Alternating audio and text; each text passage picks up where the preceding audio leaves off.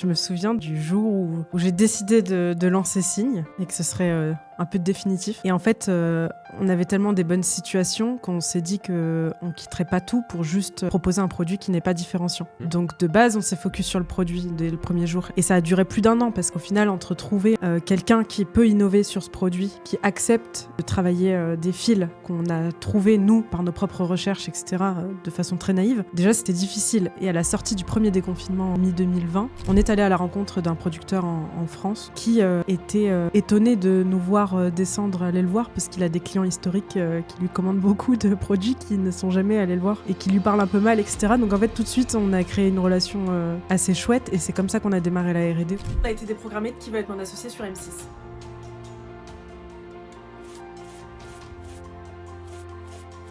À ce moment-là, on en parle très peu, mais on a invité sur des plateaux télé pour en parler. On ne sait pas tous les plateaux télé qui nous avaient invités, mais on est plusieurs fois sollicités. Tu réfléchis plateau télé, tu te doutes à peu près de ce qui c'est, aux heures et tout, et on refuse tout. Parce qu'en fait, on s'était mis d'accord. On va pas faire de diffamation, on va pas faire de name dropping, on choisit ce qu'on dit pas, etc., etc. Et donc si on allait en plateau télé, il voulait du sang. Ouais, il voulait du sang. Tu conseillerais quoi, Inès, aux gens qui nous regardent et qui veulent entreprendre en portant aussi des projets qui ont beaucoup de sens pour eux, en défendant des valeurs qui leur sont ultra importantes, pour lesquelles même ils accepteraient de ne rien entreprendre du tout si c'était pas le cas? Je pense qu'il faut savoir ce que chaque entrepreneur veut, que chaque entrepreneur choisisse sa vision de l'entrepreneuriat et de la croissance, mais il faut être très à l'aise avec ça. Aujourd'hui, je reçois Inès et Axel, les fondateurs de Signe. Tous les deux consultants en stratégie juste après leurs études. Ils se rencontrent à la junior entreprise de Kedge, Marseille, avec une envie commune, entreprendre. L'idée de Signe naît d'une discussion très simple, presque banale, autour d'un problème que beaucoup connaissent, des collants qui filent, qui ne tiennent pas, qui ne sont pas pensés pour toutes les morphologies et presque jamais fabriqués en France. En janvier 2022, ils abandonnent leur travail, se lancent depuis Reims, se tournent vers un incubateur et choisissent Ulule pour lancer la marque en précommande. Ils ne viennent ni du e-commerce, ni du marketing digital, mais ils savent une chose, ils répondent à un problème profond. Avec une obsession pour la qualité, une logistique internalisée et une vision claire, vendre le moins de collants possible au plus de personnes. Signe est autant un projet industriel qu'un projet de sens. Alors avant de parler de collants, d'industrie ou de croissance, est-ce que vous vous souvenez du moment précis où Signe est passé d'une simple discussion à une vraie décision d'entreprendre? Oui, je me souviens du jour où j'ai décidé de lancer Signe et que ce serait un peu définitif. On était consultants à Paris à la base et je suis allée à Reims faire un anniversaire familial. Et on était en karaoké chez ma tante. Et il y a toutes les femmes de ma famille qui se sont mises à se plaindre de leurs collants. Elles disaient que ça se filait trop vite, que c'était des produits jetables et que ça coûtait cher. Et le lendemain, j'avais mon collant qui était bon à acheter. Et j'ai écrit à Axel, les collants, on a tout un problème avec ça. Et je l'ai bassiné tout le dimanche sur ça. Et je lui ai dit, c'est sûr, c'est ça qu'il faut qu'on lance. Et toi, comment t'as réagi? Moi, ça faisait près d'1 an, je pense, que je cherchais à entreprendre. J'ai cherché plein de fois l'idée, la bonne idée. Ouais. J'en ai eu plein, le BTP. En tout cas, ça me passionnait. Et quand Inès a parlé des collants, automatiquement, moi, j'ai aucun usage du produit. J'ai aucune vision. Et effectivement, on s'est fait un très long Big Mama, un resto. Et à l'issue, je me suis dit, bon, à défaut d'y croire, je vais au moins m'y intéresser vraiment. Et en tant que bon ancien consultant ou consultant, vu qu'on l'était encore, on a fait une étude de marché. Et là, c'était la révélation. On est sorti de l'étude de marché. On s'est dit, OK, ouais, le marché est dingue. Le problème est absolu. L'impact écologique, il fait tellement de sens avec... on pensait le monde qu'on imaginait par la suite. Et ouais, et c'était le début. Donc toi, tu voulais entreprendre et tu la bassinais pour entreprendre. Peut-être c'était un peu moins ton mood. Moi, et à la fin, ça s'est inversé. Ouais, non, en fait, je voulais entreprendre quand j'étais jeune, mais je pense que la vie a fait que j'ai oublié que je voulais ça, en fait. Et Axel, lui, en parlait depuis longtemps et il y avait les grèves à Paris, etc. Donc je marchais 1 heure le matin et 1 heure le soir. Et il m'a dit, commence des podcasts et tout, j'en ai quelques-uns à te conseiller. Et à chaque fois que je revenais le soir, je disais, c'était incroyable, c'est trop bien et tout. Je crois que ça me botte, en fait. Et c'est comme ça que Lui m'a montré sa liste d'idées qu'il avait déjà commencé à construire et pour lesquelles j'étais pas convaincue. Mais ouais, ça a commencé comme ça. Ok, donc vous attendiez au final le truc qui a le plus de sens. Il y avait rien, au final, tu avais plein d'idées, mais il y avait rien qui faisait autant de sens que la révélation que tu as eue après quelques recherches sur. En fait, je pense qu'il y avait rien qui répondait à un besoin. J'avais plein d'idées qui proposaient un autre usage ou qui abordaient différemment des usages existants. Et Inès, elle est arrivée avec une réponse à un besoin. Et tout de suite, les planètes s'alignent et tu te dis, ouais, je peux apporter une vraie valeur sans copier sur qui que ce soit et en partant d'une feuille blanche. Et c'est là où je pense qu'on était plus alignés en tant qu'entrepreneurs, pour avoir notre première expérience en se disant on est prêt à tout tenter. Toi, à cette époque, t'es consultant, même vous tous les deux. Vous êtes dans une grosse boîte, j'imagine. C'est quoi, t'as trouvé un petit peu ta routine, tu t'atteins un peu ton quota max et t'as envie de voir de nouvelles choses? Ouais, bah moi ça faisait peut-être un peu moins d'1 an. On était dans un cabinet qui s'appelle Verton, qui est un cabinet de conseil spécialisé en marketing. Et c'était vraiment passionnant. On avait une très bonne situation. Ils investissaient énormément sur la formation. Et effectivement, moi je me retrouve sur une mission assez longue et j'ai 30 minutes de marche pour aller au bureau. Et là je découvre Génération Do It Yourself, GDY, et je commence à écouter les podcasts. Et je commence à partir genre 30 minutes avant pour écouter la moitié du podcast avant d'arriver. En plus, c'est long. Ouais, c'est des 2 heures. À chaque fois, ouais. Et là, je crois que la première année, quand je vais entreprendre, justement, j'en écoute genre 100. Je crois que vraiment, j'écoutais tous les jours. Et là, je me suis dit, ok, ça me satisfait pas. Le travail que je fais me satisfait énormément, il m'apporte énormément, mais j'ai l'impression de rien construire sur le long terme. Tu fais 2-3 missions de stratégie. Et in fine, tu te rends compte que tous les conseils opérationnels que tu donnes, ils ne seront jamais appliqués. C'est méga frustrant. Et là, je me dis, go. Tu manques de sens même dans ce que tu fais ou tu dis qu'en fait, au final, des conseils que tu donnes sont bons, mais le fait qu'ils ne soient pas mis en place, ça te fait dire, let's go, mon impact, il est anéanti à partir du moment où j'ai délivré mon information. Ouais, parce qu'en plus, on se donnait énormément dans le travail. Moi, je travaillais beaucoup, j'y mettais vraiment l'intensité et je pense que je travaillais à peu près comme ensuite j'ai travaillé sur Signe, mais sauf que tu le fais pour quelqu'un d'autre et en vrai, au début, tu as la naïveté de te dire tout ce que je conseille va être mis en place et quand c'est pas le cas, très rapidement tu déchantes et à un moment tu perds le sens. Et après, quand tu découvres tout ce que t'offre l'entrepreneuriat, en tout cas à mon sens, tu te dis ok, au moins, je crée un actif qui soit pas forcément un actif financier, mais en tout cas, je crée quelque chose qui va durer, que ce soit à titre expérientiel ou pécunier, quoi. Bah, y a l'asset que tu construis, la valeur du bien, on va dire, de la boîte, mais il y a aussi le fait que tu saches que toi-même, tu es un profil qui a plus de compétences, plus de connaissances du monde et du marché. Et en tout cas, moi, je sais que c'est quelque chose qui me rassure beaucoup. Je me dis, en fait, ma boîte, elle peut s'effondrer.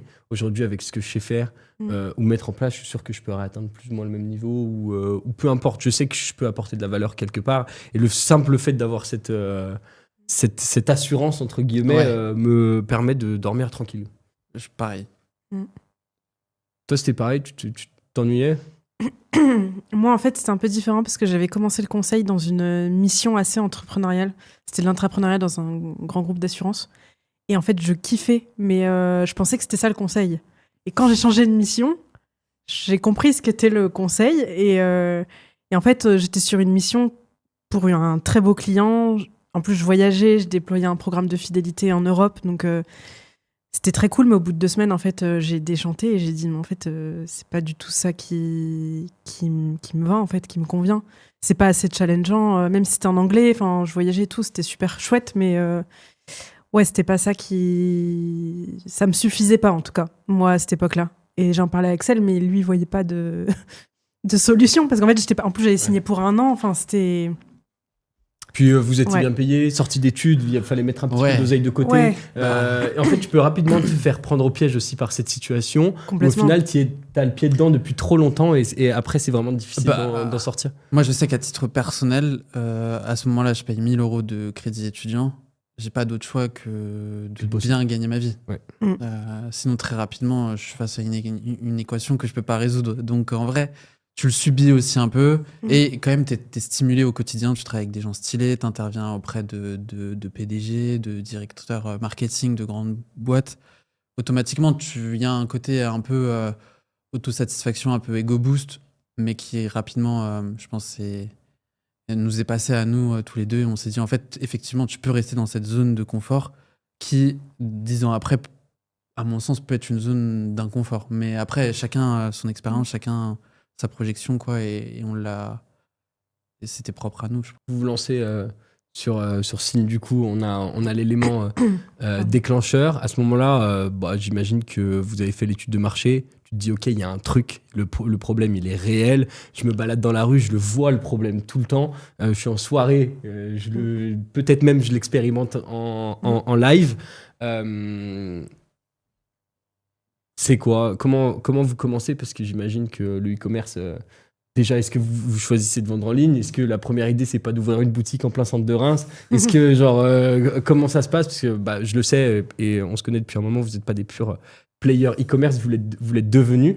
Et donc, au début, c'est comment on lance Signe par défaut et pas comment on le lancerait maintenant? Ouais. On a fait une étude de marché et en fait, on avait tellement des bonnes situations qu'on s'est dit qu'on ne quitterait pas tout pour juste proposer un produit qui n'est pas différenciant. Donc, de base, on s'est focus sur le produit dès le premier jour. Et ça a duré plus d'1 an parce qu'au final, entre trouver quelqu'un qui peut innover sur ce produit, qui accepte de travailler des fils qu'on a trouvés, nous, par nos propres recherches, etc., de façon très naïve, déjà, c'était difficile. Et à la sortie du premier déconfinement mi-2020, on est allé à la rencontre d'un producteur en France, donc la dernière bonnetterie familiale française avec qui on est associé, qui était étonné de nous voir descendre aller le voir parce qu'il a des clients historiques qui lui commandent beaucoup de produits qui ne sont jamais allés le voir et qui lui parlent un peu mal, etc. Donc en fait, tout de suite, on a créé une relation assez chouette et c'est comme ça qu'on a démarré la R&D au début. Et après, on s'est rapidement dit qu'on ne pourrait pas entreprendre à Paris parce que justement, le loyer était cher, on avait nos prêts étudiants et il fallait qu'on lance tout dans la boîte. Donc, vous vouliez le faire à fond. Et on voulait le faire à fond. Donc là, le sujet, c'était soit le peu d'économie qu'on avait réussi à avoir grâce à notre début de CDI, on le mettait dans le prêt le prêt bancaire pour le solder le plus tôt possible, ou soit on faisait all-in et on tentait l'entrepreneuriat et c'est ce qu'on a fait. Donc on a quitté Paris en 1 mois et on est allé à Reims pour entreprendre. Quitté votre job? Ouais, on a quitté notre job. Au moment où vous étiez sûr d'avoir un produit qui... Ah oui, au bout du moment où on a eu le premier proto. Moi, j'ai quitté. Ouais. En gros, non, t'as quitté. En gros, on a eu premier proto, on a envoyé en laboratoire, on a envoyé 4 collants. Parmi les 4, il y avait le nôtre et il y avait 3 collants des marques les plus vendues en France. Et on s'est dit, on les a anonymisés, A, B, C, D. On a envoyé, on a dit, si le A est largement meilleur, on quitte tout. On go. Et là, le A est revenu du test, c'était en juin. Et le résultat était dingue. Et là, Inès, toi, t'as démissionné. Ouais, moi, j'ai quitté. Ouais. Et toi, t'as suivi un peu plus tard, quoi. Bah, en vrai, c'était compliqué de quitter tous les deux. On était dans le même cabinet. Ouais. Il y avait un peu de logistique. Puis ça permettait de garder aussi un salaire... Oui, ouais. Oui. Mais on savait qu'en fait, on allait se lancer à 2. Donc, en fait, c'était juste l'histoire de quelques mois, quoi. En fait, Mais en gros, ouais. C'est les souvenirs remontent. Non, mais j'imagine, on retrace un peu l'histoire. Mais tiens, c'est si drôle. je peux peut-être embrayer sur un sujet. J'ai remarqué à quel point c'était plus ou moins complexe ou pas en France d'aller faire des recherches ou du reverse engineering sur du textile. Tu payes des organismes qui sont longs, lents, chers. Sans avoir la certitude d'arriver avec un livrable final et donc le produit que tu veux, tu payes plus ou moins, comme tu l'as dit, pour de la recherche et du développement. Et donc j'imagine qu'entre la première requête que vous avez fait pour obtenir le produit et le moment où vous avez eu le premier sample, comme on dit, prototype. Prototype, il s'est passé 1 an au moins. Ouais, 14 mois, 1 an et demi, un peu plus d'1 an. Ouais. Et encore, on a été très rapide parce que dans la grande naïveté qu'on a eue, En fait, on n'est passé par aucun organisme. On n'est pas ingénieur textile de métier. On n'a pas fait d'école d'ingé. Et on a vraiment travaillé au bon sens, où on s'est dit, OK, de quoi est composé un collant ? 80% c'est du polyamide. Où est-ce qu'on peut trouver les meilleurs polyamides ? On s'est dit, dans les industries de pointe, la Formule 1, le nautisme. Et on s'est dit, on va aller dans ces industries-là, on va repérer le meilleur polyamide. On a commandé plein de bobines de ce polyamide-là et on a essayé de faire un collant. Okay. Jusqu'à arriver au fameux fil d'escalade. Exactement. Ouais, toujours le cas ? Ouais. Toujours le cas. Après, maintenant, il est utilisé un peu dans d'autres industries, et on a aussi apporté des fils de plus en plus innovants. Et notre position a changé. Maintenant, on nous apporte les innovations. Avant, on allait les chercher. Là, automatiquement, on est identifié par tout le monde sur le collant. Okay. Donc, c'est plus simple. Mais paradoxalement, je pense qu'en travaillant avec nous, notre force de frappe et nos faibles moyens, au final, on a trouvé le moyen de sortir le produit le plus rapidement possible. Parce que si on était passé justement par ces phases-là de prototypage avec des experts, etc., je pense qu'on lancerait tout juste Signe, commercialement. Combien ça coûte, à part 14 mois, d'obtenir un premier proto qui vous fait dire c'est bon, on va être capable de le produire? Je ne me souviens plus combien ça nous a coûté. C'est comme le bon plombier, tu vois. Il va te déboucher, ça va pas te coûter grand-chose, mais vous êtes parce qu'il a eu la bonne idée. Ouais, on s'est démerdé. Après, je pense que le producteur il a compris le potentiel. Parce qu'on était des bons consultants, le PPT avec lequel on arrivait, la vision, la marque était déjà quand même... le business plan bien léché. On était vraiment... Et on lui a montré. Et donc, ça nous a pas coûté tant de choses que ça, à part le fait qu'on s'est engagé sur l'honneur du fait qu'on va te prendre la première prod, et ça sera pas une petite prod, même pour toi, et on se débrouillera pour la vendre. Transition, pour débloquer cette première grosse commande, le meilleur choix à faire, c'était faire de la préco. Ouais. Et donc, vous lancez par Ulule dès le début. Vous n'avez même pas votre propre canal de vente, pas de site web. Juste la page Ulule sur laquelle vous envoyez un peu de trafic. En fait, on avait eu un petit hack. En gros, le concours viral ? Ouais. En gros, juin, Inès démissionne. Juillet, août, on part pas en vacances. On se dit on va travailler la brand et le lancement pour septembre. On passe par une agence avec laquelle on avait travaillé en tant que consultant. On définit le logo. C'est un de nos plus gros investissements. À cette époque-là, c'était démesuré. Le logo ? Ouais. Logo. La charte graphique, la vision, etc. En fait, ça nous a fait poser plein de questions stratégiques. Mais oui, c'était le plus gros investissement. Oui, parce qu'on vous dit votre logo, faut qu'il ait un sens, faut que les couleurs on avait envie que vous utilisiez aillent dans la direction de longévité du collant, de la marque, de ce que vous... C'est un bon exercice à faire. Est-ce que c'est le truc à faire dans l'ordre ? Ça, nous, on le regrette pas. Okay. Ouais, il y a plein d'entrepreneurs qui disent qu'il faut presque un truc Canva, etc. Ouais, mais au final, on n'y a jamais touché. On en est toujours content et ça va toujours dans le sens de là où on veut aller.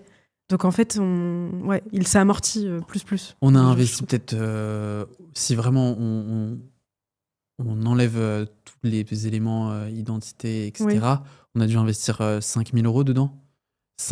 4 ans après, on n'a toujours rien touché. On s'est jamais même posé la question de est-ce qu'on changera ou quoi.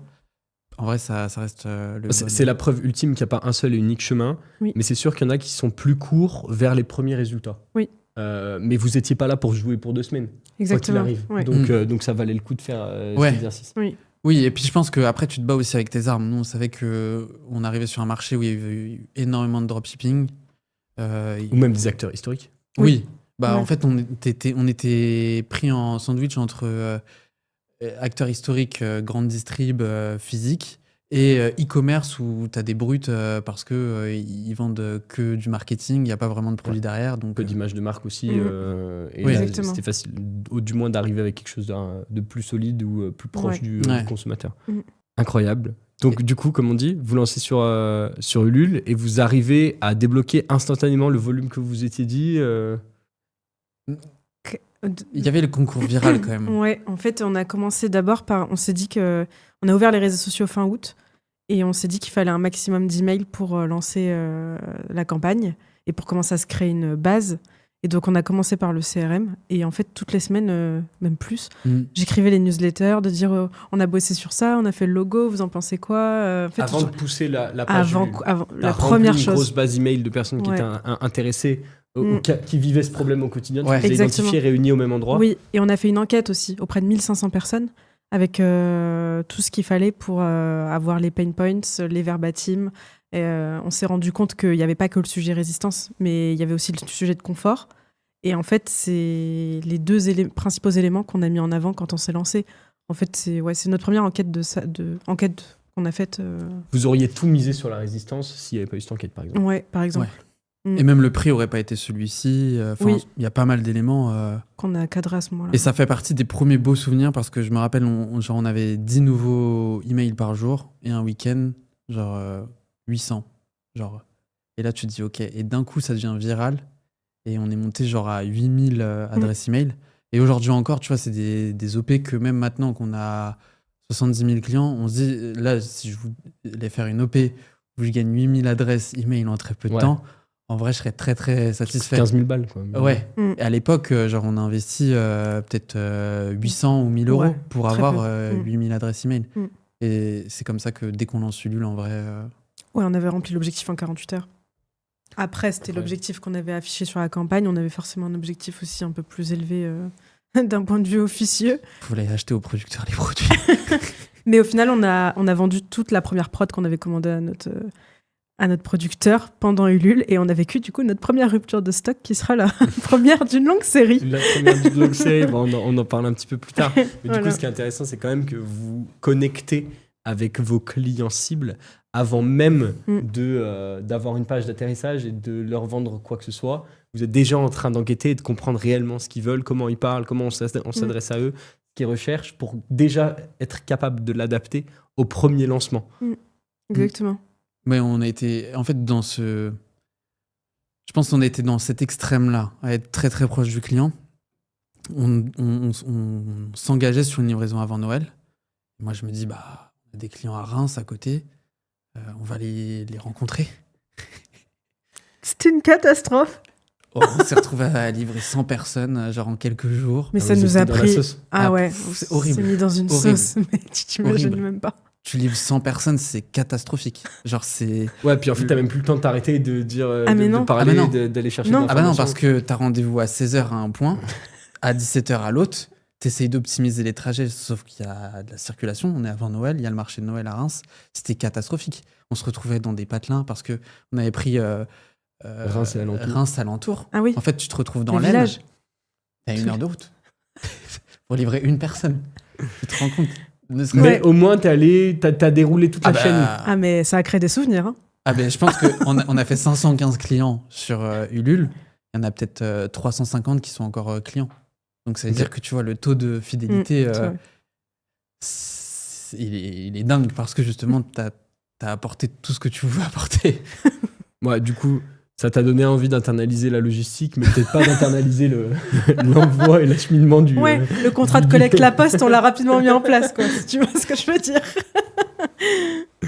C'est intéressant parce que vraiment, on est entouré aujourd'hui de e-commerçants qui mettent toute leur attention sur la publicité, le site et les campagnes d'email. Et vous avez poussé déjà le produit et la production dans un premier temps.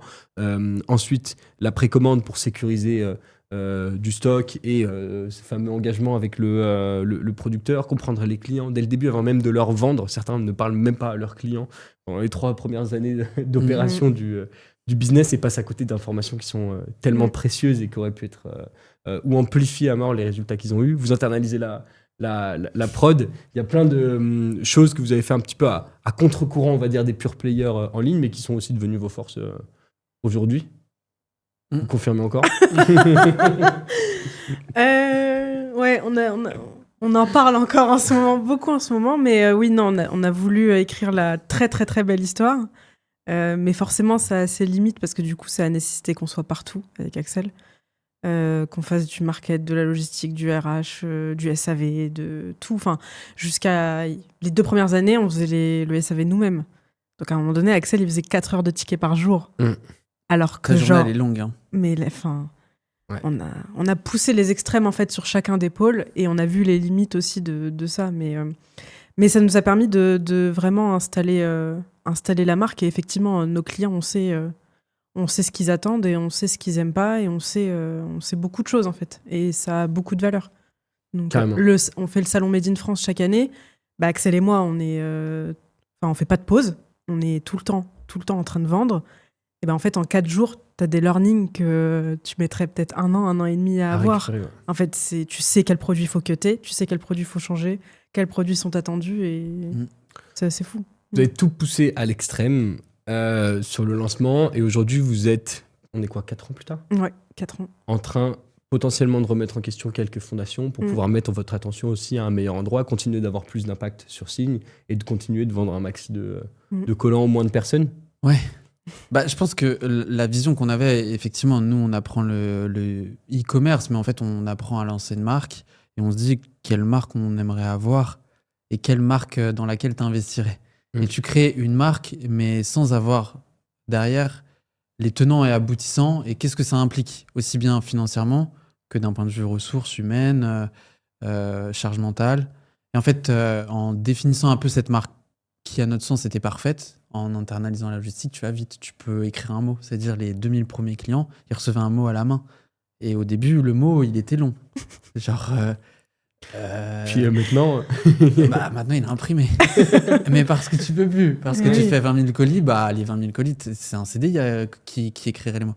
Et en fait, très, très rapidement, quand tu as la chance de rencontrer ton marché, et quand je pense que tu atteins certains paliers, 10 000 commandes, tu te rapproches de plusieurs dizaines de milliers de commandes à l'année, en fait, tu te rends compte que ça devient contre-productif. Certains détails qui avant étaient mignons et humanisants, ils peuvent... C'est un peu l'effet boomerang, c'est-à-dire, mon SAV, c'était Axel ou Inès qui s'occupaient du SAV. Donc, on recevait des photos personnelles de nos clients, genre en mode Hello, c'est l'anniversaire de ma fille, voilà comment je suis habillé. Tu les etc. connais, tu les reconnais. Ouais, ils te reconnaissent vraiment. Ouais. Ils te parlent, tu comptes dans leur vie à ce moment-là, en tout cas. Mais le problème, c'est que quand tu as 10 000 clients et que tu en as 3 000 qui sont dans le SAV, imaginons, si tu réponds pas, c'est fini en fait. C'est contre toi et tu deviens un peu la personne qui a changé ou autre. Et donc, il y a plein de détails sur lesquels on a compris qu'en grandissant, tu peux pas garantir la même expérience. Tu voulais la totale, quoi. Ouais, la on voulait la proximité totale. humaine, le lien que vont avoir, que tu vas avoir chez le commerçant en bas de la rue, que tu vas avoir tous les jours, et la croissance du e-com et le scale sur Facebook Ads. Du dropshipper à Dubaï. Nous, on voulait être des épiciers en vrai. On aime trop l'image de l'épicier qui te connaît, il te conseille et tu vois, il te propose les meilleurs produits.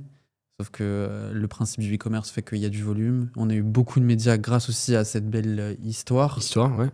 Et dès les premiers médias, tu comprends très rapidement que il va falloir te remettre en question et revoir pas mal tu de portes choses. des valeurs qui sont peut-être trop fortes pour t'installer dans le paysage e-commerce actuel.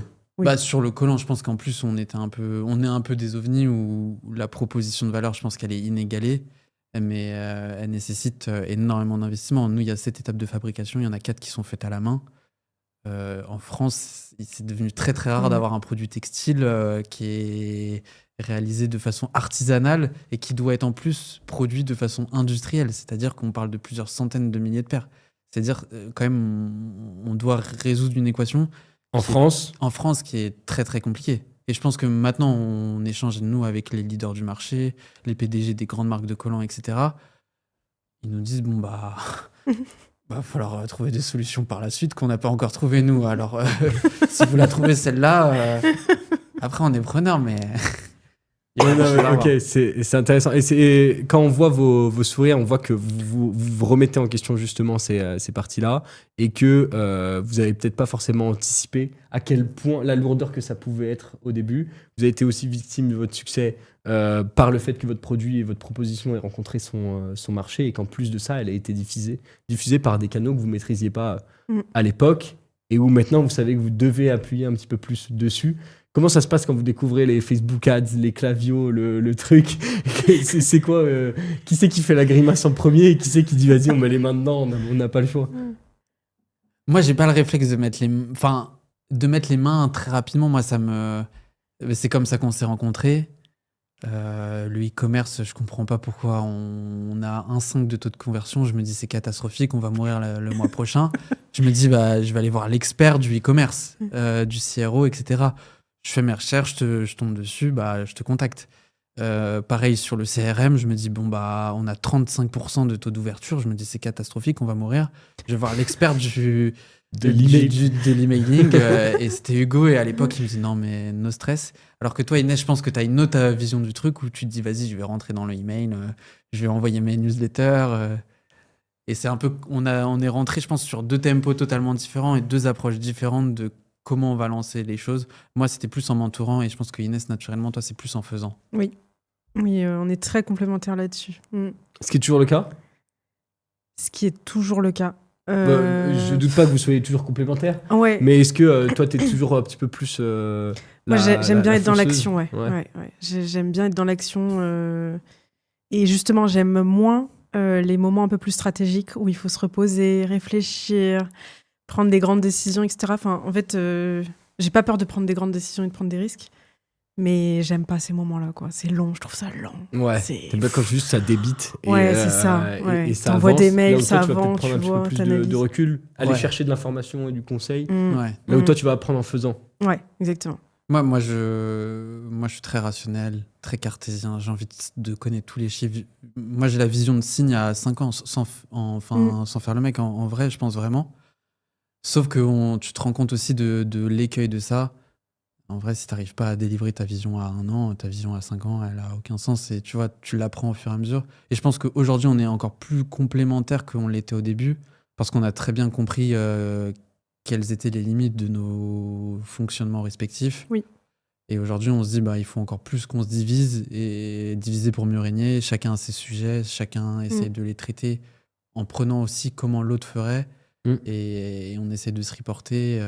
Là, on est en janvier, c'est la période de l'audit de l'année dernière. Je pense que pour toi, Inès, c'est pas une période agréable. Moi, c'est une période que j'adorais avant. Et là, je me dis, en vrai, j'ai juste envie d'être au 1er février et de bombarder. Ouais. Oui, et moi, je me dis que c'est nécessaire pour qu'on puisse bien avancer, bien délivrer. Donc, ça se rééquilibre un peu, mais bon, le but, c'est aussi que toi, tu aies tes propres responsabilités, tu as le fin mot. Toi aussi, vous pouvez faire confiance à 100% sur les deux. Limite, tu fais des trucs, je les apprends 2 mois plus tard, mais c'est incroyable ce que tu as fait. En fait, limite, en vrai, ce qui s'est passé, c'est que moi, j'ai dit, je vais proposer des scénarios et Inès, elle va acter. C'est-à-dire, c'est plus Inès qui a la décision que moi. Moi, je suis là pour apporter scénario A, il y a tel chiffre, scénario B, il y a tel chiffre, scénario C, il y a tel chiffre. Et Inès, elle a l'ordre de responsabilité de dire, on va prendre le A. On va prendre celui-là. Mais en fait, pour moi, c'est ta faute. Si on prend du temps à réfléchir, c'est du temps de perdu, donc allez, go. Ouais. Mais est-ce que c'est quand même toujours le cas à 4 ans après le lancement de l'activité ? Un peu quand même, mais disons que je pense qu'il y a des sujets où Axel ou moi, on a plus poussé respectivement parce qu'on avait plus d'appétence. Par exemple, toi, tu vois, tu voulais absolument ouvrir un pop-up à Noël, on a ouvert le pop-up. Bon, in fine, je le laisse faire, même si je suis pas OK sur le truc. T'as cramé un peu de points de vie. J'ai cramé énormément. J'ai une photo de lui dans la réserve en train de dormir, quoi. Donc, j'ai beaucoup de respect pour les gens qui... Le commerce physique, c'est une expérience. Disons qu'en plus de notre activité surtout quand tu as la base, chance de faire 3 fois plus de ventes sur le site, ça, moi, pendant que tu es en train d'ouvrir la boutique. Voilà. Enfin, on l'a déjà expérimenté aussi, mais je comprends totalement. Moi, chaque 1 000 €, je suis encore au début sur ça. Oui. Moi, je trouve ça incroyable. Je vends un collant, c'est le plus beau jour de ma vie. Vraiment, en physique. Je pense que ça traduit en fait un mindset ou des points de blocage, en fait, des trucs où Axel il a peur de louper la moindre vente, le moindre collant. Je suis pas en pause. On ferme pas à 19h30, on ferme à 20h parce qu'il y a encore des gens qui regardent au cas où. Alors que moi, pour un collant, je vais pas perdre une demi-heure encore de plus, quoi. Bien sûr.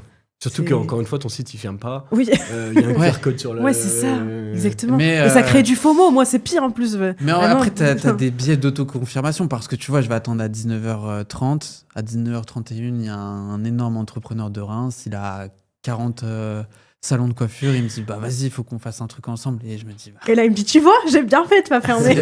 C'est peut-être la minute la plus rentable de ma vie, mais effectivement. Il fait exprès, il les appelle. Mais exactement.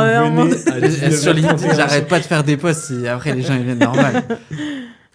Non, et après, je pense qu'aussi, l'épisode Qui veut être mon associé nous a aussi poussé à... Moi, j'avais l'intime conviction qu'on allait passer.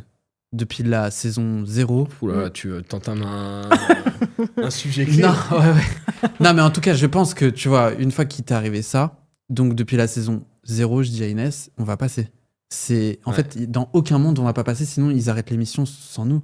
En fait, c'est pas possible. Vous portez trop fièrement le drapeau français et Et parti les de rien. valeurs, parti de rien, l'histoire, en lien avec les personnes qui investissent en couple. Vous avez le scénario parfait pour être sur Qui veut être mon associé depuis day one. En fait, pour moi, on coche toutes les cases, pardon. Fils d'ouvrier, sans argent, crédit étudiant, personne dans le milieu, on sauve un savoir-faire, tu crées de la valeur en France. Oui.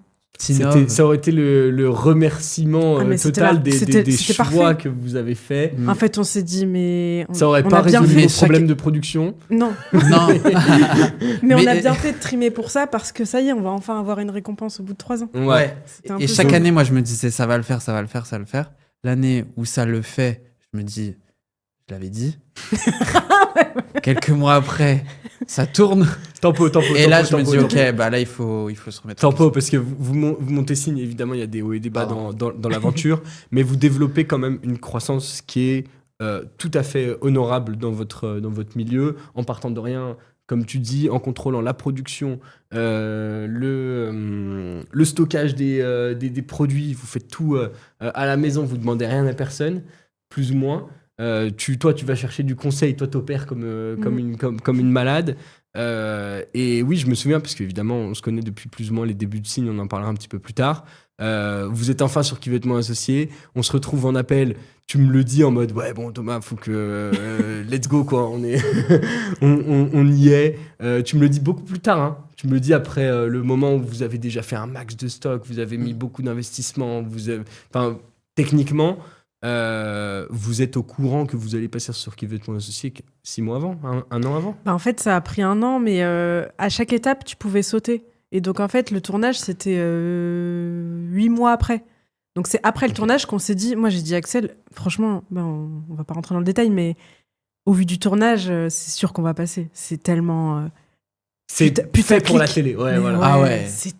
Donc vous faites le tournage de béni. Qui veut être mon associé, vous vous organisez pour assumer un volume d'environ 2 millions de téléspectateurs qui vont être emballés par la marque, clivant peut-être sur le passage, mais vous allez avoir des ultra fans et des personnes qui vous détestent. Peut-être. C'est ça, de toute façon, on était passé 1 an avant, novembre 2023, on passe sur M6, 66 minutes. En 1 heure, on fait 100 000 € de chiffre d'affaires. Ouais. Donc, t'imagines l'impact ouais. derrière, où tu pitches le produit de A à Z, tout est structuré, il y a de la preuve sociale, il y a de l'autorité. On vous pose des bonnes questions sur le plateau. Il y a 2-3 accros, mais ça peut être édité à la limite. Exactement. Donc, il y a no way, il n'y a aucun monde, vous allez être le passage phare de l'année. Et il nous l'avait dit, plus ou moins. Oui, et la prod on nous avait le confirmé. tournage chez le producteur, en mode... on passe derrière les machines, on monte le quotidien d'entreprendre, de créer un produit en France. Donc, en vrai, on s'attendait au full package. Après, l'histoire a été écrite différemment. L'histoire est incroyable, mais juste... C'était en début de l'année dernière que vous deviez passer. Oui. Parce que en février 2025. Les diffusions sont janvier-février. Et 5 octobre. Est-ce que juste on va vous expliquer ce qui s'est passé, c'est une dinguerie.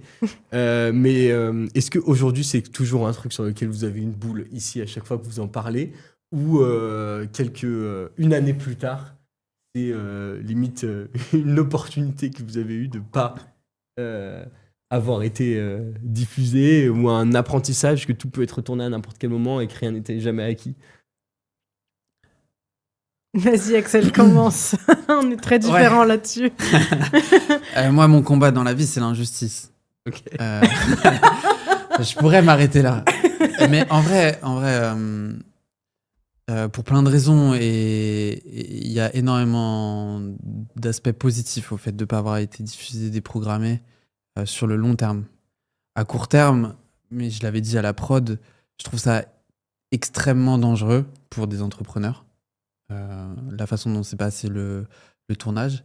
La raison pour laquelle on est déprogrammé, c'est parce que clairement, il y a un des jurys qui sort de de ses gonds, qui se comporte de telle sorte qu'on lui dit en fait on peut pas être diffusé sur M6. Et donc pour moi c'est la double sanction, c'est que tu te fais humilier sur un plateau. On est entre adultes, entre entrepreneurs, on n'est pas non plus une toute petite boîte par rapport à certains des entrepreneurs qui sont face à nous. Ils font pas genre 100 fois plus que nous. Et en plus, on défend des valeurs qui, pour moi, je vais pas m'excuser de faire en France, tu vois. C'est pas possible. Et donc, ils sortent clairement, je trouve, pour certains, ils vont beaucoup trop loin. Il y a un peu d'ego qui rentre dans le truc. Et donc, tu te défends quand même sur place. Oui. Axel moi, nous défend. Moi, j'ai défendu à la fin. Je pense que si on passait le dernier passage, je parle pendant 3 minutes. Non, il a pris la parole et il nous a défendu. C'était un super beau discours. Et toute la prod a pleuré derrière et tout. Moi, mon père est ouvrier. Et un des jurys dit les ouvriers, c'est de la merde à gérer. Mot pour mot. Mot pour mot. Moi, il y a mon père qui est derrière la caméra. Tu peux le penser. Ouais, oui. Tu peux le penser. Mais en tout cas, moi, en tant qu'enfant, tu vois, c'est l'enfant qui reprend la place du truc. Direct. Et je me dis, attends, il y a mon papa qui me regarde à la télé et qui entend ça. Je me dis, c'est pas possible. Je suis obligé. Et donc, en tout cas, tu te fais humilier sur le plateau. Tu peux te défendre, mais in fine, si les images ne sortent pas, eux, ils oublient le moment où ils sont sortis. T'as été au bout de leur rhétorique. Ils se retrouvent à plus savoir quoi dire. Ils se retrouvent un peu mal à l'aise. Ça sortira pas. Et donc, toi, tu gardes un peu ce message-là de « on m'a dit ça et j'ai pas eu de gain de cause, injustice ». Des programmations, dernier moment, un peu réfléchies, je pense. Deuxième injustice. Et la troisième chose pour moi, où j'avais prévenu l'émission, la prod, c'est tu mets en danger tout un écosystème. On représente 90% chez notre producteur, qui représente lui-même X% chez des filateurs. Chez ses matières premières. En fait, demain... Toute la chaîne potentiellement qui est à risque. Ouais, à la limite, joue la différemment, préviens différemment. Ouais, préviens plus tôt, en fait. Préviens plus tôt, il savait très Donne bien. Des rushs. Ouais. Rends l'argent. Non, mais voilà, en tout cas, donc pour moi, les premiers mois, en vrai, tu penses qu'à ça pendant longtemps. Et après, tu payes le prix. On a recruté en CDD, tu dois virer des gens. Tu as recruté pour faire 20 000 colis par mois. Si on fait que 10 000, tu as un ETP en trop. Et si tu veux protéger ta boîte, tu dois protéger ton producteur. Ton producteur, tu lui demandes de faire 20 000 produits. Le lendemain, tu lui dis, en fait, tu vas devoir en faire 10 000. Ça se gère, c'est-à-dire que tu dois reprendre des crédits pour juste le sauver, lui permettre de ne pas avoir à péricliter. Et donc, en fait, tout ça, c'est dire que pendant 6 mois, tu payes le truc au quotidien. Dans ton quotidien. Ouais, donc ça te reste dans le crâne, même t'as pas le choix parce que t'es en train de payer les casseroles de... Donc bon, là-dessus, vous rejoignez quand même.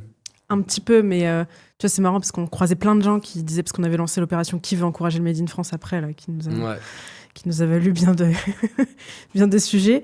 Et tout le monde qui nous croisait disait, ah, mais du coup, c'est peut-être un mal pour un bien. En fait, c'est trop tôt de dire ça. Ouais. Là, on est au pied du mur, en fait. Donc oui, c'est très cool. Mais au bout de 6 mois seulement, on a pu dire, ok, c'est peut-être un mal pour un bien. Mais c'est chaud. Je long. vais ramener un peu ma position et mon angle de vue dans ce, avec plaisir. Avec plaisir. Ce sujet. Parce qu'on se rencontre plus ou moins au début de Signe, on essayait de retracer un peu le parcours tout à l'heure. Et on a direct accroché. J'étais en contact un petit peu plus avec Axel. Mais on a direct accroché, on n'a pas bossé ensemble directement. Mais c'est un peu comme je faisais, ou je continue à faire avec tout le monde, c'est que j'adore rencontrer des nouvelles marques e-commerce, des nouveaux projets qui se sont développés sur le marché et comprendre pourquoi ou comment ça a marché. Je vais te donner tout ce que je sais. Tout ce que je pense, je vais te le dire. Et puis je suis convaincu qu'on se retrouvera plus tard si vous continuez à aller dans la même direction, et ça n'a pas manqué. On s'est retrouvés un petit peu plus tard. On a commencé par refondre un petit peu le site de Signe. Ensuite, on a lancé des tests ensemble qui ont permis de débloquer pas mal de choses d'un point de vue conversion, panier moyen, etc. Et on a toujours gardé cette relation où je t'ai toujours donné mon avis. J'ai pris un peu cette place d'un acteur partenaire un peu stratégique dans le coin, que tu vas aller consulter quand c'est la sauce. Dernièrement, c'était la sauce, particulièrement. Mais il y a eu aussi des moments où c'était plus cool. Mais Il y a eu aussi des moments où c'était plus cool. Et c'est vrai que même maintenant, tu gardes encore un peu ces questions fondamentales. Est-ce qu'on doit cacher les produits? Est-ce qu'on ne doit pas cacher les produits? On est arrivé quand même aussi avec toute cette stratégie de précommande qui a pris une grosse place dans la boîte avec des allers-retours de stock, et ça allait toujours plus loin que juste lancer des tests sur le site pour débloquer quelque chose, qu'on soit en contrat actif ou pas, forcément, juste à dispo. Et du coup, moi, de mon côté, j'ai vu grossir la marque depuis ses débuts, donc c'est un vrai kiff aujourd'hui. En plus, on se retrouve 4 ans plus tard, c'est la première fois qu'on se voit. De ouf. Non, mais c'est drôle parce que pour moi, je trouve que l'entrepreneuriat aujourd'hui, quand tu lances une marque, t'es entouré de beaucoup d'agences. Et je trouve qu'il y a beaucoup d'agences qui souhaitent recevoir avant de donner. Et moi, j'y crois pas du tout. Et je me dis, en fait, tu te rends pas compte, mais au début, payer 1 000 euros, 2 000 euros par mois, par exemple, peu importe, c'est énorme pour une jeune marque. Et quand on échange, c'était en juillet donc 2022, 6 mois après qu'on soit lancé. Effectivement, il y a le problème du taux de conversion, mais au final, il était pas si mal en monoproduit et tout. En vrai, peut-être il était pas mal. Et en vrai, tu nous donnes énormément de valeur. Et je me dis, enfin, tu vois, ça, c'est ma vision de l'agence. Toi, t'as peut-être moins besoin de nous en tant que clients que nous, on a besoin de conseils à ce moment-là de la marque. Peut-être. Et quelques mois après, en tout cas, dès qu'on a pu commencer, on commence. Et après, je pense qu'on a fait quasiment 2 ans de CRO ou 1 an ou 18 mois de CRO.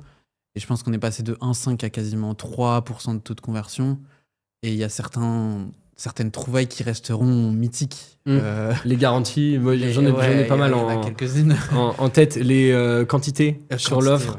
Ouais. J'ai des trucs en tête, c'est sûr, qui sont aujourd'hui des classiques qui n'ont plus été remis en question sur la marque et qui lui permettent de performer mieux qu'elle l'aurait fait si elle avait continué avec le même setup.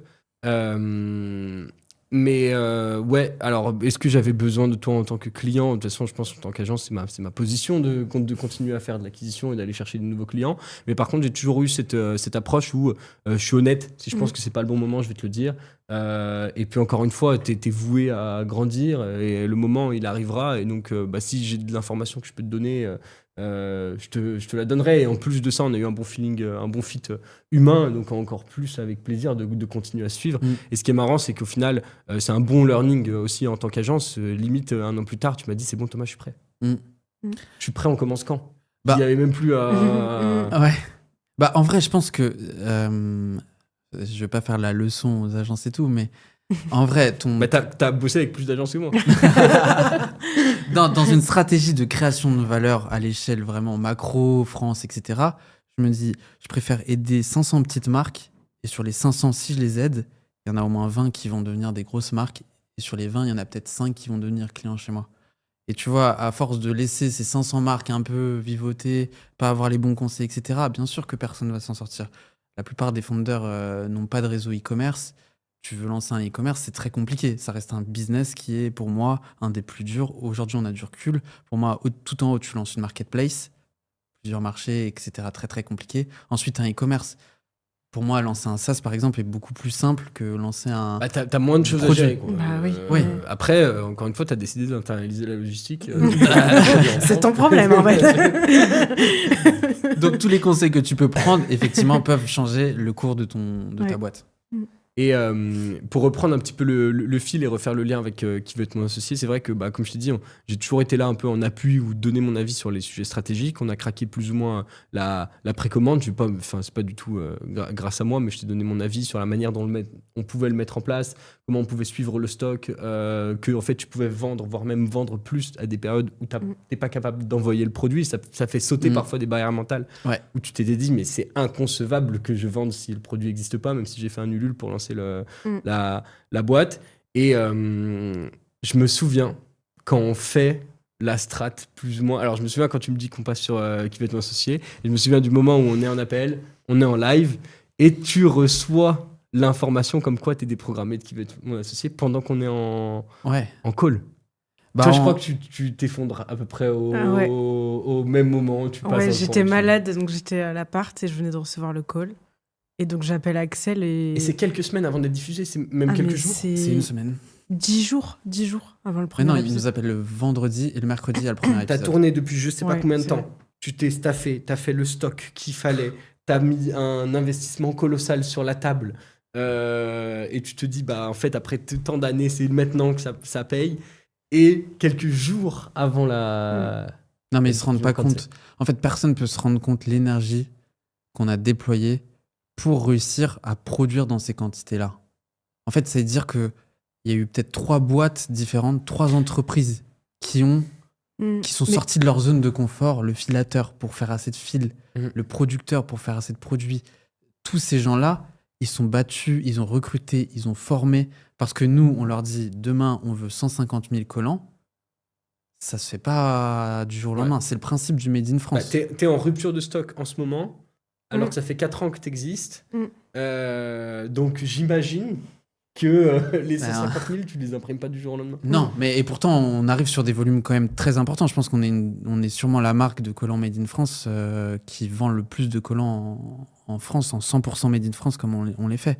Et pour autant, ça prend énormément de temps. Donc, c'est pas si simple.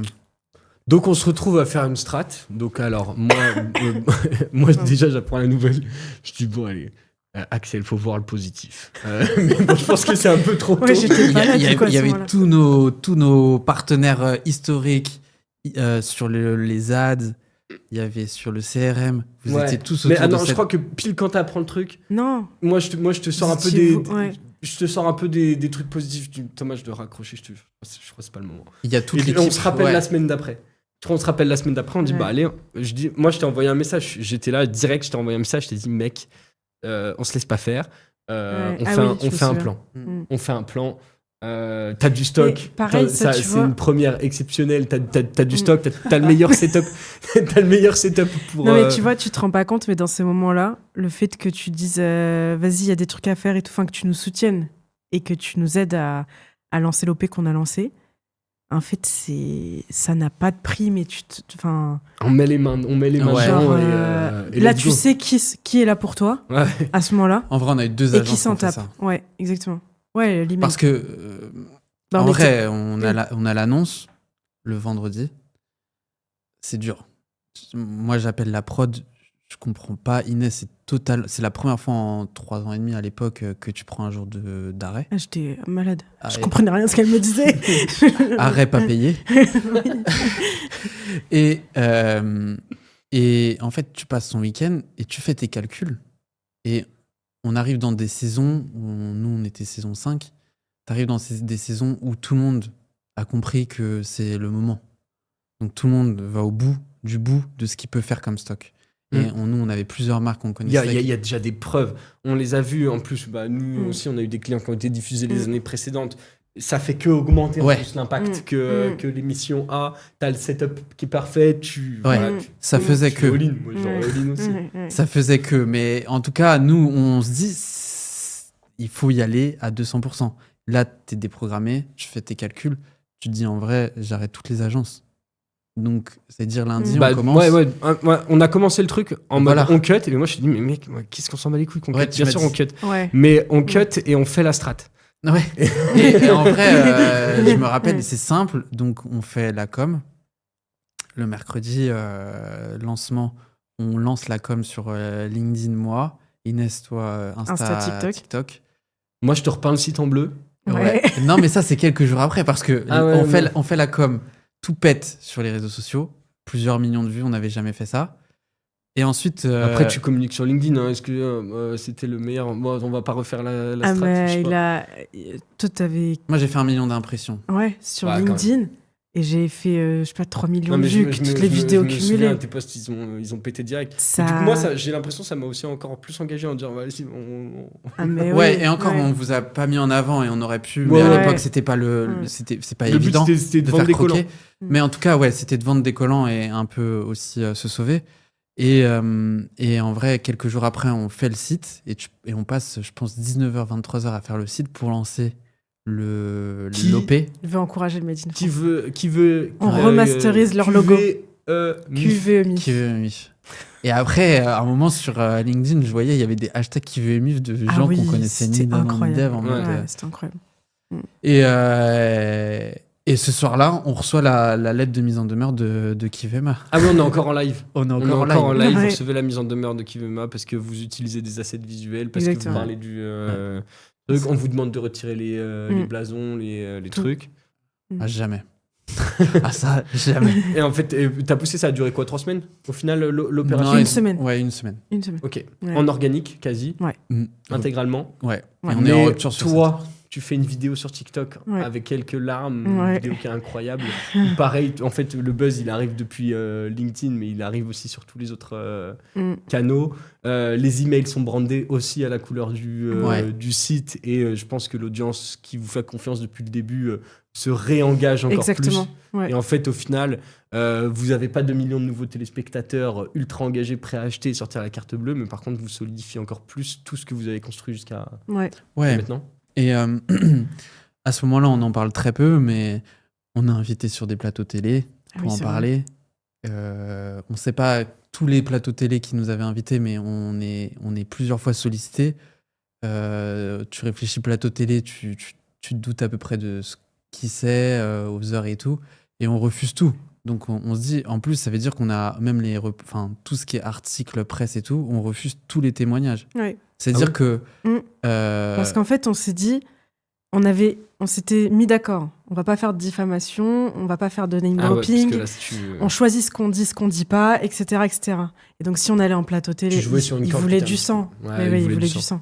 Non, en fait, nous... Et nous, on voulait pas passer pour juste des entrepreneurs... En fait, notre message, c'est pas nous contre qui va être mon associé ou nous contre tel C'est jury. toi qui sauves ta boîte. Ouais, exactement. Mais même au-delà de ça, c'est moi le message que je porte, c'est on devrait être en capacité de fabriquer plus de collants qui sont bons pour la société et la planète, qui durent, qui n'ont pas pour but d'être revendus et de périmer la structure. Exactement. On est là pour libérer le mouvement, libérer le quotidien des gens, apporter de la valeur. Nous, on se bat pour ça.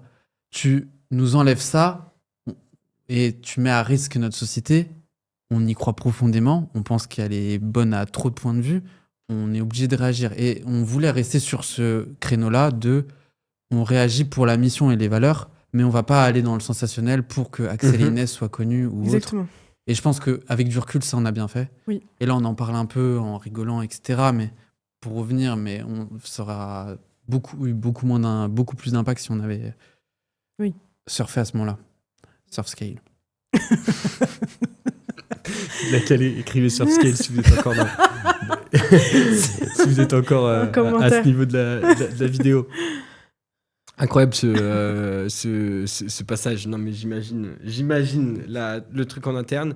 Moi j'adore les problèmes, donc c'est vrai que je suis venu vers vous en mode vous m'avez tendu un problème qui était énorme et j'étais ravi de pouvoir y contribuer avec ma maigre empreinte. C'était plus d'un point de vue site mais aussi global, et j'avoue que c'était un sacré sujet à faire, parce qu'il y avait la dimension émotionnelle où beaucoup de choses s'effondrent pour vous, sur lesquelles vous avez préparé depuis des années. Et moi, j'arrive un peu tout neuf, tout neutre, et j'essaie de redonner un peu de l'énergie. Et en plus de ça, il faut prévoir la suite et rebondir là où, en fait, ce chemin-là, tu l'avais pas prévu. Non, tu l'as pas prévu. Non. Et tu l'adresses à un moment où je pense qu'émotionnellement, tu es le moins solide de ton aventure. C'est, je pense, après coup, le plus beau moment qu'on ait eu chez Signe, c'est cette période-là où en fait t'as pas grand-chose, t'es à risque fois 1000, et au début t'es à risque sur un truc qui vaut rien et qui personne n'est dépendant à part Axel et Inès. Là tu commences à avoir t'as pas mal d'acteurs autour de toi, t'as des employés qui assistent à ça, qu'on travaille depuis 6 mois, qui ont peur d'être licenciés, tu vois, tu te dis on leur dit tous les jours, leurs proches disent mais comment ils vont s'en sortir? Il y a des gens qui nous écrivaient est-ce qu'on peut vous donner de l'argent? On est dans un truc où tu te dis tout le monde comprend, il y en a beaucoup qui comprennent que, et même les autres marques, nous à un moment on se retrouve un peu le SAV de qui va être mon associé, c'est-à-dire que le week-end on reçoit des autres marques, nous on est passé mais ça s'est très mal passé, on a été coupé au montage donc on nous voit très peu, comment vous avez fait, est-ce que vous pouvez nous donner des éléments? Nous on est passé les autres années mais depuis on a dû virer parce que ça n'a pas porté ses fruits comme on pensait. En fait, tu te retrouves. Et parce qu'il y a le qui veut être mon associé, parce qu'il y a aussi des marques qui ont été diffusées, qui ont bénéficié du boom à l'émission, mais qui n'ont pas su forcément non plus continuer à jouer avec. Il y avait aussi des risques, tu le savais. Vous aviez un pilier qui était très solide et vous auriez naturellement bénéficié d'un boom stratosphérique en termes de vente, mais après, faut mettre du respect sur les marques qui passent et qui font une très grosse diffusion. Qui arrivent aussi à se séparer du blason qui veut être mon associé au bon moment, l'utiliser de la bonne manière et continuer à vivre en tant qu'une marque. C'est super compliqué. Et ça serait, en fait, avec du recul, et à nouveau, c'est la naïveté de l'entrepreneur, et je pense qu'elle est belle, si tu dis, et hélas aussi, tu te dis, il faut absolument que moi j'étais dans cette optique-là, si je veux faire une énorme boîte, il faut absolument que je passe dans cette émission. Et ça sera gagné. Et ça, c'est peut-être plus la vision que vous avez pas du tout maintenant. Je pense qu'au contraire, genre, et ça peut être un... Et c'est un très bon learning pour les personnes qui nous écoutent. Ouais, t'as pas besoin de ça. Et des fois, plus le chemin il est long, tu vois, au final, si on prend le truc dans son ensemble et on prend du recul, on a perdu 1 an à soigner tout ce qu'on avait fait. Si tu prends en compte tout le temps qu'on a passé à préparer, à candidater, oui, vous auriez pu mettre du focus à un autre d'un autre côté. Vous avez mis aussi toutes les chances de votre côté pour que ça fonctionne. Exactement. Donc pas de regret. Cependant, tu as compris quand même que ta marque, elle est pas vouée, elle doit pas obligatoirement passer dans Qui veut être mon associé pour devenir un acteur qui a de l'importance sur le marché du collant en France ou même à l'international, et que tu peux toi-même être ton moteur d'acquisition. Potentiellement trouver des solutions sur la partie prod qui vous freinent. Aujourd'hui, vous êtes une des seules marques que je connais qui est plus freinée par sa capacité de production que d'acquisition. Parce qu'aujourd'hui, je deal qu'avec des marques qui ont un plafond de verre sur Facebook. Oui,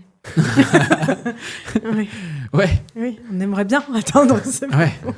Ça va venir. Et en vrai, c'est sûr et certain qu'avec ce que vous portez, le fait que vous ayez jamais trahi ces valeurs-là, que les utilisateurs le comprennent, qu'en plus de ça, vous ayez eu ces hauts et ces bas qui ont permis de solidifier encore plus l'audience, c'est obligatoire que ces portes, elles sont ouvertes à vous dès que vous aurez trouvé une solution. Ça prendra le temps que ça prendra. Mais... Non, normalement, cette année, je pense qu'on devrait enfin l'avoir, la solution. Mais, ouais. Qu'est-ce que... on va clôturer gentiment. Mais au final, on disait, tu sais, t'as pris le chemin où t'as direct bossé sur la marque, à quoi elle va ressembler dans 5 ans. Ensuite, ta capacité à déjà arriver à la vision de l'année, mais ça, c'est évident. Est-ce que vous auriez fait des choses différemment depuis le lancement de Signe? Est-ce qu'il y a un truc qui te vient en tête? Est-ce que ça concerne justement tous les sujets une fois que la commande est passée? Est-ce que ça concerne au contraire un petit peu plus l'acquisition ou le point d'entrée de la marque?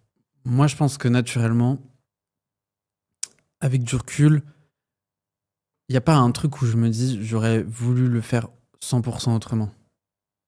L'épisode Qui veut être mon associé nous a appris la plus belle leçon, à mon sens, c'est qu'il faut être son propre média. Il faut que ta marque elle soit assez forte et que toi, en tant que fondateur... Dépendant de personne. Dépendant de personne. Et aussi bien en organique qu'en acquise, il faut que tu puisses porter ta marque. Et ça reste le principal asset que on pourra jamais t'enlever, en fait. Et peu importe ce qui t'arrive, aujourd'hui, on a fait peut-être 4-5 millions de vues très rapidement après Qui veut MIF. Mais si on avait été encore plus exposé, peut-être qu'on en aurait fait 20 millions. Et en fait, là, ça aurait été un raz-de-marée parce que... Donc, pour moi, je pense qu'on a été trop éparpillé, trop de sujets, trop à vouloir bien faire, sans quantifier chaque élément, qu'est-ce qu'il apporte à la marque, et est-ce que vaut mieux pas un 7 sur 10 sur ce sujet-là qui te permet d'avoir une marque. Faire à 10, quoi. Exactement. Bah, c'est votre première boîte aussi. Hein, ouais. Et après, je pense qu'effectivement, on est très... Moi, après, aussi, je suis très fier de l'impact, je suis très fier de... Tu vois, je vais dans l'usine, je sais comment on est accueilli, tu vois, qu'est-ce qu'on représente entre guillemets et tout, et tu te dis ouais, je fais les choses bien. Mais ouais, moi ça serait peut-être faire moins de choses, et c'était plus moi qui voulais tout faire, donc faire moins de choses pour être plus concentré, et après sinon sur la plupart des choses bien entouré, on l'a été, bien communiqué, on a tenté, être bien organisé. On a fait au max, donc je pense que on a quand même fait des choses bien, mais on aurait dû faire peut-être un peu moins de choses. Tu conseillerais quoi, Inès, aux gens qui nous regardent et qui veulent entreprendre en portant aussi des projets qui ont beaucoup de sens pour eux, en défendant des valeurs qui leur sont ultra importantes, pour lesquelles même ils accepteraient de ne rien entreprendre du tout si c'était pas le cas? Je pense qu'il faut savoir ce que chaque entrepreneur veut. Est-ce que tu veux une boîte pleine de sens et t'y dérogeras jamais, et auquel cas, peut-être que tu plafonneras ou que tu auras des contraintes structurelles qui t'empêcheront de grossir comme les gros e-commerçants dont on entend des chiffres astronomiques. Et auquel cas, c'est fine, c'est OK de... Enfin, chaque entrepreneur choisit sa vision de l'entrepreneuriat et de la croissance, mais il faut être très à l'aise avec ça. C'est-à-dire que si tu veux faire 50 millions, sois très à l'aise et fais en sorte de l'atteindre. Si tu veux faire 1 million et pendant 20 ans, c'est aussi possible.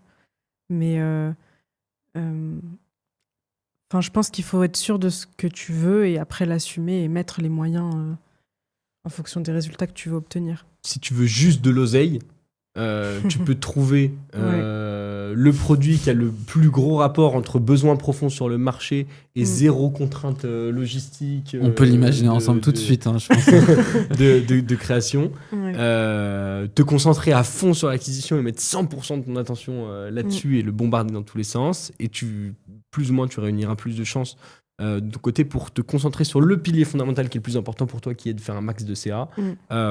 Et si tu veux avoir un meilleur ratio entre une production clean, des acteurs locaux, tout dans le genre, il faut que tu acceptes aussi les freins que tu rencontreras dans ta croissance.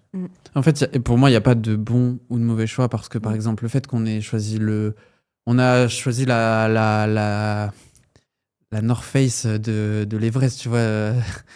Tu choisis la voie difficile, mais tu as aussi beaucoup d'avantages à ça. On a eu énormément de médias, on a eu plus de 100 parutions presse, on a eu énormément de sympathie que les gens payent d'habitude. Oui, et il y a des gens qui ont le budget de payer et qui n'ont jamais des trucs qu'on a eu. Donc, on est tout le temps contactés, on a eu énormément de chance de ce point de vue-là. Après, tu as les côtés très négatifs. Et à contrario, je pense qu'il y a des brands qui, et t'en accompagnent sûrement, qui font vraiment plusieurs dizaines de millions, juste avec un canal. Et ça reste aussi... nous, je pense qu'automatiquement, on a plus envie de ça. Et peut-être que ces marques-là se disent aussi, peut-être que j'ai envie de plus de sens. Et après, il faut juste trouver le juste milieu. Et il y a aussi un truc sur lequel nous, on est alignés avec Axel, c'est qu'on préfère peut-être faire les choix les plus durs et viser un truc ultra dur, parce qu'en fait, tu te dis que si jamais tu veux changer... qui peut le plus, peut le moins, donc en fait ce sera toujours plus simple et du coup tout te paraîtra plus facile. Et ça c'est comme tout dans la vie, enfin, si tu vises des carrières élitistes, faire des jobs un peu plus simples te paraîtront faciles, quoi. Carrément. Bon, vous avez choisi la voie vous avez pas choisi la voie la plus simple. J'en témoigne, mais continuez de m'appeler s'il vous plaît si vous avez d'autres galères. Ça changera pas. On espère avoir moins de galères. En vrai, par contre, comme nos colons, on est méga loyaux, hein. Ouais. Tous les partenaires du début, ils sont encore là, plus ou moins là en tout cas, mais ils sont pas très loin. Mais t'as toujours été curieux, t'es toujours allé chercher de l'information, t'as activé aussi les choses au bon moment. Et en fait, au final, quand tu viens me voir, tu me fais pas perdre mon temps non plus. À chaque fois, il me pose une question. T'es sûr, j'ai l'impression qu'il t'appelle beaucoup quand même. Non, vraiment. En vrai, non, mais avec tout le respect. Avec tout le respect. Pas tant que ça. Moi, à chaque fois qu'il me pose une question, c'est une colle le truc. Ouais. Avec tout le respect, après, je pense qu'on a aussi tenté un maximum d'évangéliser pour ce en quoi on pense, ce qui a fait la différence. Le CRO, tu vois, il y a beaucoup de gens qui se disent je vais pas dépenser 3 000 € par mois. Je dis n'importe quoi, je sais pas. C'est sûr actuels. Que par défaut, sur le papier, tu vois moins l'impact d'un investissement CRO à très court terme que de la créa. Ah ouais, mais tu vois, aujourd'hui, nous, on sait que CRM, c'est le truc avec lequel on a commencé. Ça représente plus de 50% du CA. Le site, il est optimisé. Aujourd'hui, je me dis pas, on peut multiplier notre site par 2, notre CA par 2 si on a plus de taux de conversion. Enfin, c'est plein de trucs. En fait, c'est les piliers de ton e-commerce, c'est ça. C'est les adresses mail, ton site internet. Tes créas, ton marketing. Et peut-être tes créas et encore. Tu vois, c'est un jeu. On a activé au bon moment, on a fait des passes, on a, je pense, peut-être une fois on a fait une collaboration qui a duré peut-être même sur les mois creux, mais sinon on réactivait le service quand il y avait du volume. On se concentrait sur les bons endroits, on rechallengeait les offres ou les trucs qui avaient le plus de levier potentiel pour que chaque action puisse apporter un maximum de résultats à la marque et redéverser aussi de la performance en pub. Bah, en vrai, on se rend pas forcément compte, mais d'un point de vue comptable, par exemple du CRO, tu peux l'amortir. Parce que en général, c'est du développement que tu fais sur ton site, c'est un actif. Tu fais une ads, demain, elle est plus diffusée, t'as investi un peu dans le vide, entre guillemets. Tu continues de bénéficier des ad vitam choses qu'on a mis en place sur le site. Sûr. Ouais. Ça fait un peu promotion quand même. Ça fait un peu promotion. Allez. Et on a un lien d'affiliation. Avec le code Axel. Avec le code Axel. AKSEL, bien évidemment. Ça va où, Signe ? Est-ce que ça sort des nouveaux collants au maximum ? Est-ce que ça consolide ce qui existe déjà ? Ça lance des nouveaux pays ? Ça lance des collants plus abordables, mais qui vont toucher beaucoup plus de personnes et qui se craquent peut-être un petit peu plus rapidement. Ça reste la marque qui va continuer d'améliorer le produit au maximum pour que vraiment le collant devienne incassable par balle, limite. T'as la vision claire à 5 ans, Axel. En vrai, on est plus parti sur un scénario où on va améliorer un maximum les produits. On va, à notre sens, proposer des produits qui sont incroyables. Après, Made in France plus produits innovants, automatiquement, ça sera des produits quand même potentiellement de plus en plus chers. Jusqu'au moment où on arrivera justement à craquer vraiment cette problématique industrielle. Et on s'emploie énormément dessus. On trouve ça fou que quand même on puisse pas faire plus de 300 000 produits en France facilement. Il y en a 130 millions de collants qui sont vendus, donc au bout d'un moment, même si en France, en France, on vend 130 millions de collants par an. Ouais.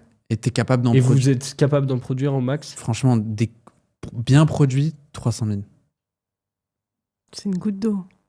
C'est là où il y a encore beaucoup de choses à aller chercher, sachant que on va dire en moyenne pour un collant signe acheté, vous avez déjà passé 4 paires. 5 paires. Oui. Donc pour moi, en tout cas, c'est une belle bataille quand même. Genre on s'en fout du temps que ça prend. C'est incroyable. Ouais. Après, la vision, nous, on a toujours voulu, on a pris le leader du marché en France et on se dit on devrait être à cette place-là. Ça prendra le temps que ça prendra si on continue comme ça. Mais techniquement, je pense qu'on peut avoir à la fois un pied en e-com très fort. Aujourd'hui, c'est 90% de notre activité. Et plus de retail. Et beaucoup plus de retail. Normalement, les marques 80% des collants sont achetés en physique, normalement. Donc en fait, même si on a une belle croissance en e-com et qu'on a encore beaucoup de choses à faire, c'est une petite part du marché. Mais comme on le voit aussi avec des marques qui fonctionnent bien, le fait d'être très actif, d'être présent, d'être dans la tête des gens, c'est ce qui te permet, c'est ton premier levier pour aller trouver des retailers. Ah mais on a ouvert le pop-up, tout le monde nous parle des contenus sur les réseaux sociaux, etc. quoi. Ouais, même là on commence à faire chaque année au salon Made in France, le chiffre d'affaires qu'on fait par mètre carré, il est incroyable. Ouais. Je pense que vraiment, il est pas imbattable, mais il commence à devenir vraiment. On fait partie des gros du salon, ouais, maintenant. Donc c'est les côtés positifs de grossir en e-commerce. Non, en route vers les 100 millions. En route vers les 100 M. Let's go, c'est parti. Bientôt, vous aurez votre propre chaîne de télévision avec votre propre émission d'investissement sur les entrepreneurs. J'ai déposé qui veut MIF à l'INPI. Il n'a pas été refusé. Let's go. Bon, c'était un plaisir de faire cet épisode avec vous, de prendre le temps, d'échanger tranquillement et de revenir un petit peu sur l'histoire de la marque. Je vous souhaite les 100 M. Je vous souhaite de prendre le temps pour y arriver, de ne pas vous cramer en route et de continuer à vivre des aventures incroyables comme tout ce que l'entrepreneuriat vous a apporté. Merci beaucoup. Merci beaucoup. On te souhaite la même chose. À la prochaine. Ciao. Ciao.